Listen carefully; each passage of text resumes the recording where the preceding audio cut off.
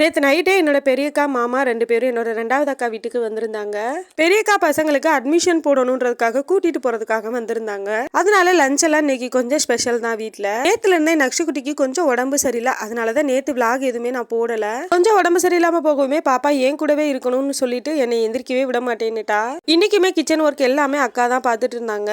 என்னால முடிஞ்ச சின்ன சின்ன வேலைகளை நான் பார்த்து கொடுத்துட்டு இருந்தேன். மல்லி, புதினா இதெல்லாம் கட் பண்ணி கொடுத்தேன். அதுக்கப்புறமா எல்லாருக்குமே காஃபி போட்டு கொடுத்தேன். இந்த மாதிரி சின்ன சின்ன வேலை மட்டும் நான் செஞ்சு கொடுத்தேன். இன்னைக்கு மதியானம் போல கிளைமேட் ரொம்பவே சில்லுன்னு ஆயிடுச்சு. அதனால குழந்தைங்க எல்லாருமே வெளியில சைக்கிள் ஓட்டி விளையாடிட்டு இருந்தாங்க. பாப்பாவை என்னோட அக்கா பொண்ணு சைக்கிள் ஓட்ட சொல்லி விளையாட வச்சுட்டு இருந்தா. என்னோட வீட்டுல பாப்பா வாக்கர்ல உட்காரதுக்கே பயப்படுவா. ஆனா இங்க பசங்க சைக்கிள் ஓட்டுறத பார்த்துட்டு அவளுக்கும் ஆசை வந்துருச்சு. சைக்கிள் ஓட்டி விளையாட ஆரம்பிச்சுட்டா.